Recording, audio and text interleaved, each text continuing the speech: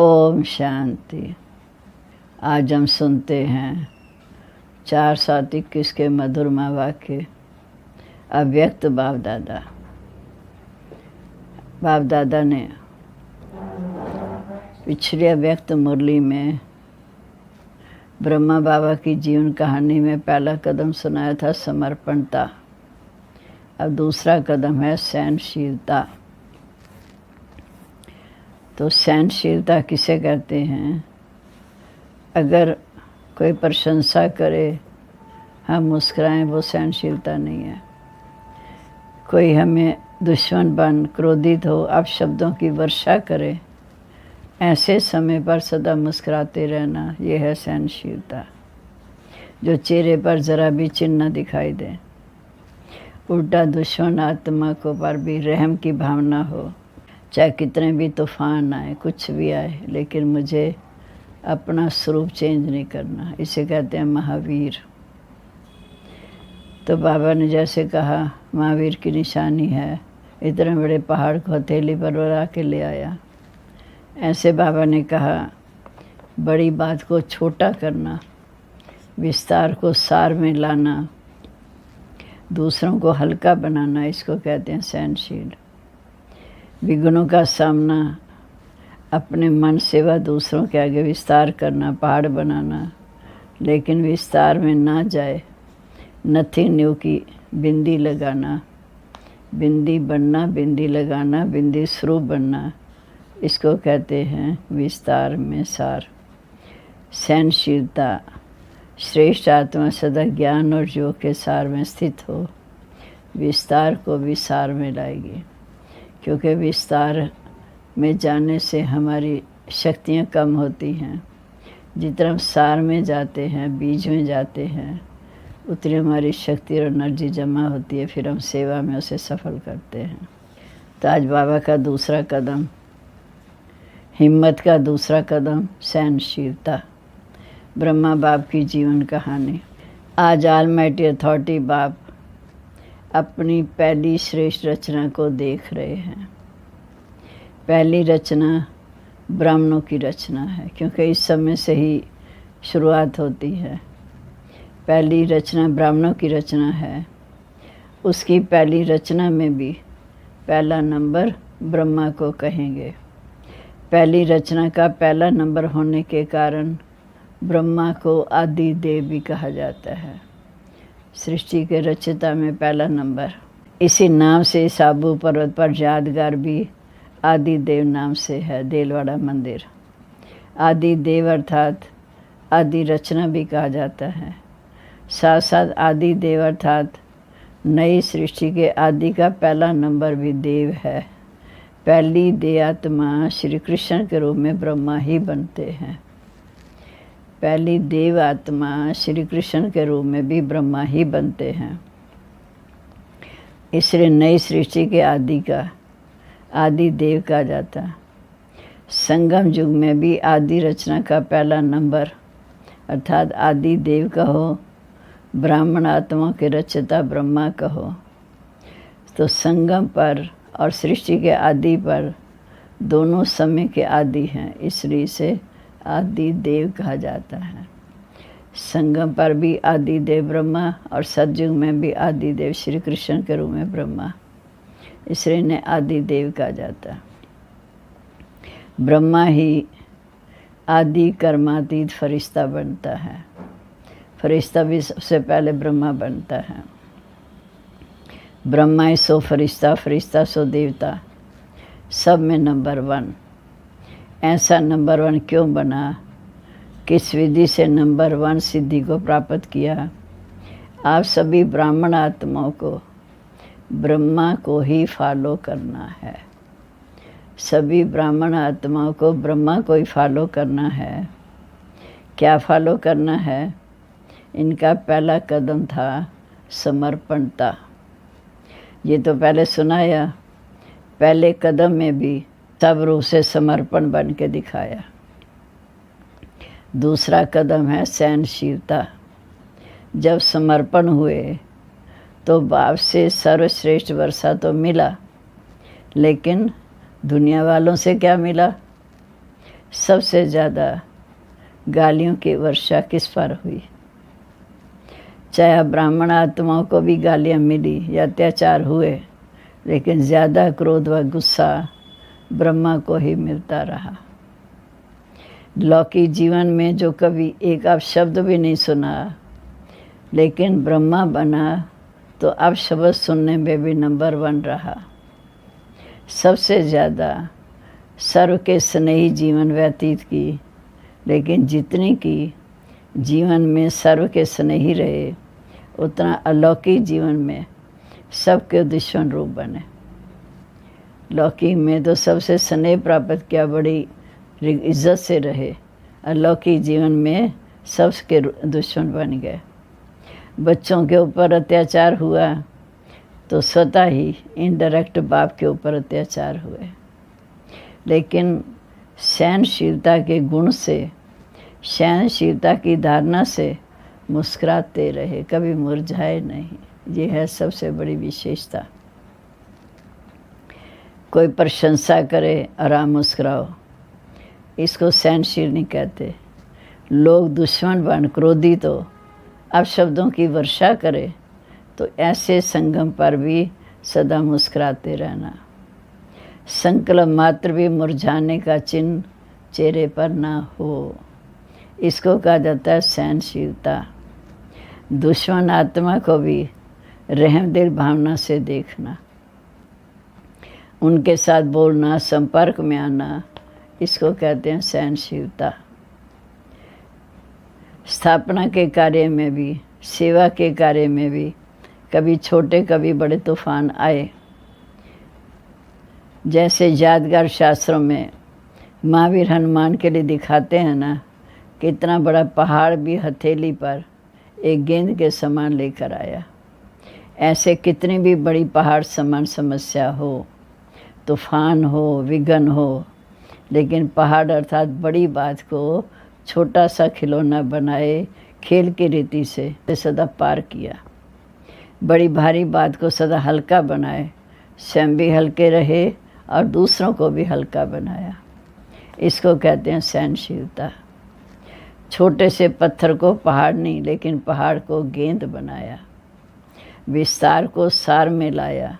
ये है सहनशीलता। विघ्नों को, समस्याओं को अपने मन में व दूसरों के आगे विस्तार करना, अर्थात पहाड़ बनाना। विघ्नों को, समस्याओं को मन में या दूसरों के आगे विस्तार करना, इसको कहते हैं पहाड़ बनाना। लेकिन विस्तार में ना जाए, नथिंग न्यू के फुल स्टॉप से बिंदी लगाए, बिंदी बन आगे बढ़ना, इसको कहते हैं विस्तार को सार में लाना। सहनशील श्रेष्ठ आत्मा सदा ज्ञान योग के सार में स्थित हो, ऐसे विस्तार को, समस्या को, विघ्नों को भी सार रूप में ले आती, जैसे ब्रह्मा बाप ने किया। जैसे लंबा रास्ता पार करने में समय, शक्तियाँ समाप्त हो जाती हैं, अर्थात ज़्यादा यूज़ होती हैं, ऐसे विस्तार में लंबा रास्ता पार करना अर्थात सार है, शॉर्टकट है रास्ता पार करना। लंबा रास्ता पार करना है विस्तार, और शॉर्टकट रास्ता पार करना ये है सार। पार दोनों करते हैं, लेकिन शॉर्टकट करने वाले समय और शक्तियों की बचत होने के कारण निराश नहीं होते, देश शिकस्त नहीं होते, सदा मौज में मुस्कुराते पार करते हैं। इसको कहा जाता है सहनशीलता। सहनशीलता की शक्ति वाला कभी घबराएगा नहीं कि क्या हुआ, ऐसा भी होता है क्या। सदा संपन्न होने कारण ज्ञान की याद की गहराई में जाएगा। सहनशीलता की शक्ति वाला कभी घबराएगा नहीं, ज्ञान योग की गहराई में जाएगा। घबराने वाला कभी गहराई में नहीं जा सकता। सार वाला सदा भरपूर होता है, इसलिए भरपूर संपन्न चीज़ की गहराई होती है। विस्तार वाला खाली होता है, इसलिए खाली चीज़ सदा उछलती रहती। तो विस्तार वाला ये क्यों, ये क्या, ऐसा नहीं वैसा, ऐसा होना नहीं चाहिए, ऐसे संकल्पों में भी उछलता रहेगा और वाणी में भी सबके आगे उछलता रहेगा। और जो हद से ज़्यादा उछलता है तो क्या होगा, फिर वो हाँफता रहेगा। सेमी उछलता है, सेमी हाँफता है और सेमी फिर थकता है। सहनशील इन सब बातों से बच जाता है, इसलिए सदा मौज में रहना, उछलता नहीं उड़ता है। जो सहनशील होगा वो सब बातों से बचकर मौज में रहेगा, सदा खुशी में उड़ता रहेगा। दूसरा कदम सहनशीलता। ये ब्रह्मा बाप ने चल करके दिखाया। सदा अटल अचल सैसरों में मौज में रहे, मेहनत से नहीं। इसका अनुभव 14 वर्ष तपस्या करने वालों ने किया। 14 वर्ष महसूस हुए या कुछ घड़ियाँ लगी। जिन्होंने 14 वर्ष तपस्या की, बाबा पूछते हैं कि 14 वर्ष महसूस हुए या कुछ घड़ियाँ लगी, मौज में रहे या मेहनत लगी। वैसे स्थूल मेहनत का पेपर भी खूब लिया। कहाँ नाज से चलने वाले, नशे से चलने वाले, कहाँ गोबर के गोले भी बनवाए, मैकेनिक भी बनाया, चप्पल भी सिखाई, मोची भी बनाया, माली भी बनाया, लेकिन मेहनत लगी या मौज में रहे। सब कुछ पाया लिया, लेकिन सदा मौज की जीवन का अनुभव रहा ना। सब कुछ पार किया, लेकिन मौज की जीवन का अनुभव किया। जो मूंझे वो भाग गए और जो मौज में रहे वह अनोखों की मौज की जीवन का अनुभव करा रहे हैं। खुद भी मौज में रहे, दूसरों को भी मौज की जीवन जीने का अनुभव करा रहे हैं। जो मूंझे वो भाग गए। अभी भी अगर वही 14 वर्ष रिपीट करें, पूछते हैं बाबा कि अगर वही 14 वर्ष रिपीट करें तो पसंद है ना। अभी तो सेंटर पर अगर थोड़ा सा स्थूल काम भी करना पड़ता तो सोचते हैं, इसलिए संन्यास किया, क्या हम इस काम के लिए आए हैं? हमने तो मौज से जीवन जीना है। इसको ब्राह्मण जीवन कहा जाता है। मौज से जीवन जीने वाले को ब्राह्मण जीवन कहा जाता है। चाहे स्थूल साधारण काम हो, चाहे हज़ारों की सभा भी स्टेज पर स्पीच करनी हो, दोनों मौज से करो। इसको कहा जाता है मौज की जीवन जीना। मूंझो नहीं। हमने भी समझा नहीं था, सरेंडर होना था, ये सब कुछ करना होगा।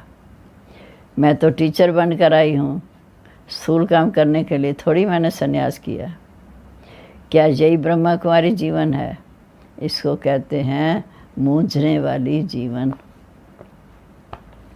ब्रह्मा कुमारी बनना अर्थात दिल की मौज में रहना, ना कि स्थूल मौजों में रहना। दिल की मौज से किसी भी परिस्थिति में, किसी भी कार्य में मूंझने को मौज से बदल दे। दिल में मूंझने वाले श्रेष्ठ साधन होते भी, स्पष्ट बात होते भी, सदा स्वयं मूंझे होने के कारण स्पष्ट बात को भी मूंझा देंगे। अच्छे साधन होते हुए भी साधनों की मौज नहीं ले सकेंगे। ये कैसे होगा, ऐसे नहीं होगा, ऐसा होगा, इसमें खुद भी मूंझेंगे, दूसरों को भी मूंझा देंगे। जैसे कहते हैं ना, सूत मूंझ जाता है तो मुश्किल सुधरता है। अच्छी बात में भी मूंझना तो घबराने वाली बात में भी मूंझना, क्योंकि वृत्ति मूंझी हुई है, मन मूंझा हुआ है। तो स्वतः ही वृत्ति का प्रभाव दृष्टि, और दृष्टि के कारण सृष्टि भी मूंझी हुई है। ब्रह्मा कुमारी जीवन अर्थात ब्रह्मा बाप समान मौज की जीवन। ब्रह्मा कुमारी जीवन माना ब्रह्मा के समान मौज की जीवन, लेकिन इसका आधार है सहनशीलता। तो सहनशीलता की इतनी विशेषता है। इसी विशेषता के कारण ब्रह्मा बाप सदा अचल अडोल रहे। 2 प्रकार की सहनशीलता के पेपर सुनाए। पहला पेपर लोगों द्वारा अपशब्द का अत्याचार। दूसरा यज्ञ की स्थापना में भिन्न भिन्न आए हुए विघ्न। तीसरा कई ब्राह्मण बच्चों द्वारा भी ट्रेटर होना, छोटी छोटी बातों में असंतुष्टता का सामना करना। लेकिन इसमें भी सदा असंतुष्ट को संतुष्ट करने की भावना से, पर वह समझकर सदा कल्याण की भावना से, सहनशीलता की, साइलेंस की पावर से हर एक को आगे बढ़ाया। सामना करने वाले को भी मधुरता और शुभ भावना, शुभकामना से सहनशीलता का पाठ पढ़ाया। सामना करने वाले को भी मधुरता और शुभ भावना से, शुभकामना से सहनशीलता का पाठ पढ़ाया। तो आज सामना करता, कल क्षमा मांगता, उसके लिए मुझसे यही बोल निकलते कि बाबा तो बाबा है। इसको कहा जाता है सहनशीलता द्वारा फेल को भी पास बनाए, विघ्न को पार करना। तो दूसरा कदम सुना, सहनशीलता। किस लिए? कदम पर कदम रखो। इसको कहा जाता है फॉलो फादर। फॉलो फादर अर्थात बाप समान बनना। बनना है या सिर्फ दूर से देखना है? बहादुर होना। पंजाब महाराष्ट्र दोनों ही बहादुर हो, सब बहादुर हैं। देश विदेश के सभी अपने को महावीर कहते हैं। किसी को भी प्यादा कहाँ तो मानेगा, किसी को भी प्यादा कहाँ तो मानेगा। इससे सिद्ध है कि सभी अपने को महावीर समझते हैं। महावीर अर्थात बाप समान बनना। समझा? अच्छा, देश विदेश के सर्व बाप समान सदा बुद्धि से समर्पित आत्माओं को सदा हर परिस्थिति में हर व्यक्ति से सहनशील बनकर हर बड़ी बात को छोटा कर सहज पार करने वाले, सदा विस्तार को सार रूप में लाने वाले, सदा ब्राह्मण जीवन मौज की जीवन जीने वाले, ऐसे बाप समान बनने वाले महावीर श्रेष्ठ आत्माओं को बाप दादा का समान भाव की स्नेह संपन्न याद प्यार और नमस्ते। रूहानी बच्चों की तरफ से भी बाप दादा को याद प्यार और नमस्ते, गुड मॉर्निंग। अच्छा जी, अब मैं पार्टियों से मुलाकात। कुमारों से। कुमारों की विशेषता क्या है? कुमार जीवन श्रेष्ठ जीवन है क्योंकि पवित्र जीवन है, और जहाँ पवित्रता है वहाँ महानता है। कुमार अर्थात शक्तिशाली, जो संकल्प करें वह कर सकते हैं। कुमार अर्थात सदा बंधन मुक्त बनने और बनाने वाली जीवन। ऐसी विशेषताएं हैं ना, जो संकल्प करो वो ही कर्म में ला सकते हो। स्वयं भी पवित्र रह, औरों को भी पवित्र रहने का महत्व बता सकते। कुमार जीवन अर्थात स्वयं भी पवित्र रह, औरों को भी पवित्र रहने के महत्व बता सकते हो। ऐसी सेवा के निमित्त बन सकते हो जो दुनिया वाले असंभव समझते हैं, वह ब्रह्मा कुमार चैलेंज करते हैं। तो हमारे जैसा पावन कोई हो नहीं सकता। क्यों? क्योंकि बनाने वाला हमारा साथी स्वयं सर्वशक्तिवान बाप है। दुनिया वाले कितना भी प्रयत्न करते हैं, लेकिन आप जैसे पावन बन नहीं सकते। आप सहज पावन बन गए। सहज लगता है ना? दुनिया वाले जैसे कहते हैं कि ये अननेचुरल है, मुश्किल है, ऐसे लगता है। कुमारों की परिभाषा है चैलेंज करने वाले, परिवर्तन कर दिखाने वाले, असंभव को संभव करने वाले। दुनिया वाले अपने साथियों के संग के दोष में आ जाते हैं और आप बाप के संग में ले आते। उन्हें अपना संग नहीं लगता। बाप के संग का रंग लगाते हो, बाप समान बनाते हो। ऐसे है कुमार जीवन। अच्छा, दूसरा, कुमार अर्थात सदा अचल अडोर। कैसी भी परिस्थिति आ जाए लेकिन डगमग होने वाले नहीं, क्योंकि आपका साथी स्वयं भगवान है। कैसी भी परिस्थिति आ जाए लेकिन कुमार डगमग होने वाले नहीं। आपका साथी स्वयं भगवान बाप है। जहाँ बाप है वहाँ सदा ही अचल अडोल होंगे। जहाँ सर्वशक्तिवान होगा वहाँ सर्वशक्तियाँ होंगी। सर्वशक्तियों के आगे माया कुछ कर नहीं सकती। इसलिए कुमार जीवन अर्थात सदा एक रस स्थिति में रहने वाले, हलचल में आने वाले नहीं। जो हलचल में आते हैं, कुमार जीवन अर्थात एक रस स्थिति वाले, हलचल में आने वाले नहीं। जो हलचल में रहने वाले हैं वह अविनाशी राज भाग भी नहीं पा सकते। थोड़ा सा सुख मिल जाएगा लेकिन सदा का नहीं। इसलिए कुमार जीवन अर्थात सदा अचल एक रस स्थिति में स्थित रहने वाले। तो एक रस स्थिति रहती है या दूसरे रसों में भी बुद्धि जाती है? पूछते हैं बाबा। सब रस एक बाप द्वारा अनुभव करने वाले, इसको कहते हैं एक रस अर्थात अचल अडोल स्थिति। ऐसा एक रस स्थिति वाला बच्चा ही बाप को प्यारा लगता है। तो यही सदा याद रखना कि हम अचल अडोल आत्माएं एक रस स्थिति में स्थित रहने वाली हैं। फिर है माताओं से। माताओं के लिए बाप दादा ने सहज मार्ग कौन सा बताया, जिसे सहज ही बाप की याद का अनुभव कर सको, मेहनत ना करनी पड़े। याद को भी सहज बनाने का साधन क्या है? क्या साधन होगा? दिल से कहो मेरा बाबा। क्या कहो? दिल से कहो मेरा बाबा। जहाँ मेरा कहते हो वहाँ सहज याद आती है। सारे दिन में जो मेरा है वही याद आता है ना। कोई भी मेरा हो, चाहे व्यक्ति वस्तु, जहाँ मेरापन होगा वो याद ज़रूर आएगा। ऐसे यदि बाप को मेरा कहते हो, मेरा समझते हो, तो बाप की याद भी ज़रूर आएगी।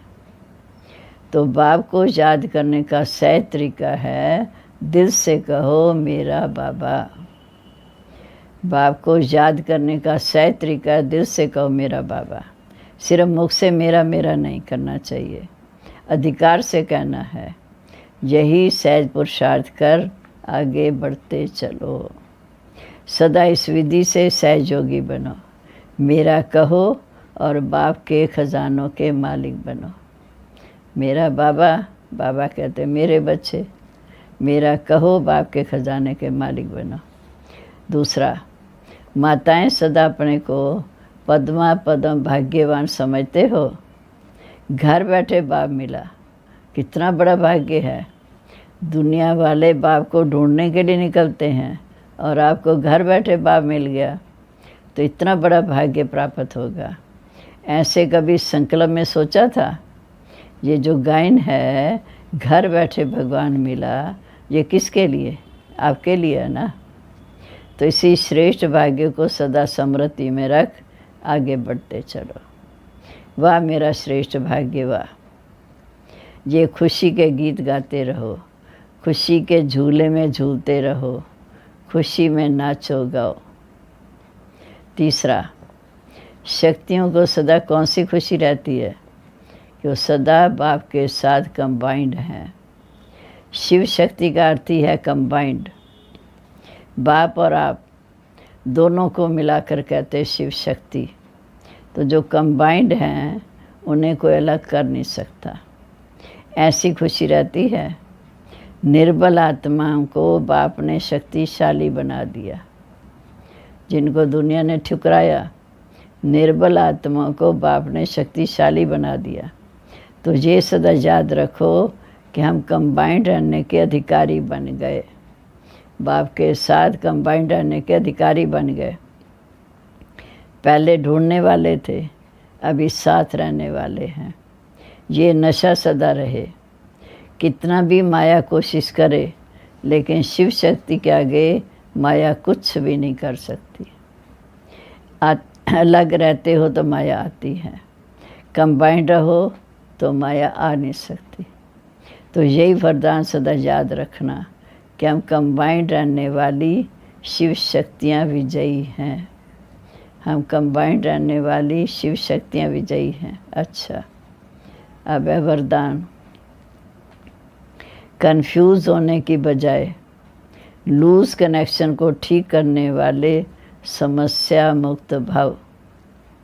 कन्फ्यूज़ होने की बजाय लूज़ कनेक्शन को ठीक करने वाले समस्या मुक्त भाव। सभी समस्याओं का मूल कारण कनेक्शन लूज़ होना है। सिर्फ कनेक्शन को ठीक कर लो तो सर्व शक्तियाँ आपके आगे झुकेंगी। यदि कनेक्शन छोड़ने में 1-2 मिनट भी लग जाए, कनेक्शन जोड़ने में 1-2 मिनट भी लग जाते हैं तो हिम्मत हार कर कन्फ्यूज़ ना हो जाओ। निश्चय के फाउंडेशन को हिलाओ नहीं। मैं बाबा का, बाबा मेरा, इस आधार से फाउंडेशन को पक्का करो तो समस्या मुक्त बन जाएंगे।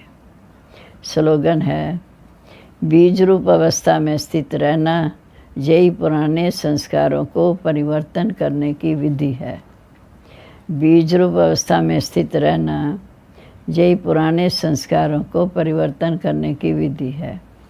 सम्मान है, मैं सदा कंबाइंड रूप हूँ, मैं सदा कंबाइंड रूप हूँ, भाग्य पद्मा पद्म भाग्यशाली हूँ। सिर्फ याद रखना है कि मैं अचल अडोल एकरा स्थिति में रहने वाली, अचल अडोल एकरा स्थिति में रहने वाली बाप की कंबाइंड रूप और सदा पद्मा पद्म भाग्यशाली आत्मा हूँ। मुरली का सार था, हिम्मत का दूसरा कदम सहनशीलता। ओम शांति। बाप दादा के अव्यक्त इशारे। तब अब लगन की अगन को ज्वाला रूप बनाओ। योग की ज्वाला रूप बनाने के लिए सेकंड में बिंदु स्वरूप बन मन बुद्धि को एकाग्र करने का अभ्यास करो। बार बार ये अभ्यास करो। जो स्टॉप कहें तो सेकंड में व्यर्थ संकल्पों से स्टॉप, बुद्धि एकाग्र हो जाए। ऐसी कंट्रोलिंग पावर सारे दिन में यूज़ करो। मिनट में स्टॉप, मिनट में कार्य। पावरफुल चेक द्वारा मन बुद्धि को कंट्रोल करो। जब मन बुद्धि को लगाना है वहाँ लगाओ, नहीं तो सेकंड में फुल स्टॉप लगा दो। ये लगन को अगन से ज्वाला रूप बनाना।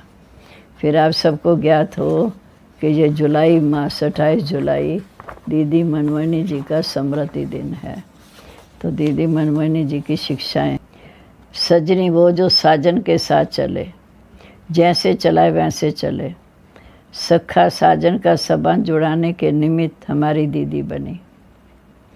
उन्होंने ट्रेनिंग मुझसे नहीं अपनी लाइफ से दी। दीदी से हमें मर्यादा संपन्न सहज लाइफ मिली। उनकी शिक्षाएं बहुत प्यारी लगती हैं। दीदी कहती थी, टीचर को अपना हैंड बना लो, शिक्षाएं सहज ही जीवन में आ जाएंगी। ये सहज युक्ति है। टीचर को अपना फ्रेंड बना लो तो शिक्षाएं सहज ही जीवन में आ जाएंगी। ये सहज युक्ति है।